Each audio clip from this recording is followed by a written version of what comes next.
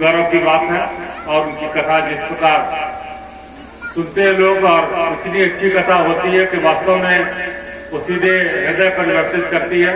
भगवान की कथा वो कहती है, ईश्वर की भक्ति भी है, और हम सबको बड़ी श्रद्धा है उनके प्रति। जब भी उनका नाम आता, मेरा प्रयास भी रहता मैं जाऊं उनकी कथा में, स्मरण करूं, सुनूं। आज यहाँ हमारे प्रधान जी और सभी साथीगण एकत्रित, हमारे पार्टी के बूथ अध्यक्ष, सभी पदाधिकारी भी एकत्रित हैं। क्यों बाबरपुर गांव में बड़ा धार्मिक गांव है, कथा एक एक नहीं दो चल रही है आपके गांव में, लगातार कथा का आयोजन हो रहा है।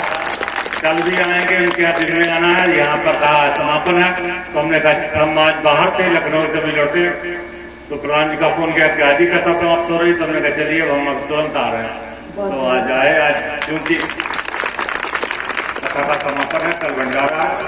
हम सभी लोग इस कथा से आशीर्वाद लेकर के जाएं। यहाँ से जो देवी जी कथा कहती हैं उसको केवल यही छोड़ के न जाएं, वो कथा अपने जीवन में उतारें, अपना आचरण ऐसा बनाएं, अपना व्यवहार ऐसा बनाएं कि हम भी भगवान के भक्त बनकर के आगे काम करें, और वास्तव में जो कथा में आता है उसकी सारी समस्याएं दूर कर दें भगवान।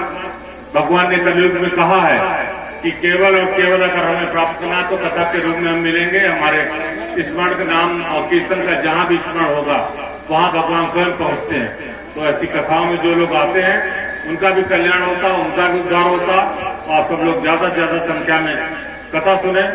आज जिस प्रकार देश और प्रदेश का कल्याण हो रहा है, हम सबकी सरकारें भी धार्मिक सरकारें हैं, वो भी धर्म को बढ़ावा देती हैं। माननीय मुख्यमंत्री जी, माननीय प्रधानमंत्री जी भी चाहते हैं पूरे देश में धर्म का वातावरण हो, अच्छी अच्छी कथाएं हो, अच्छा लोगों का व्यवहार हो। और हम तो जो बने वो बन गए, लेकिन हमारे बच्चे अच्छे बने, और बच्चे अच्छे तभी बनेंगे जब कथा में आएंगे।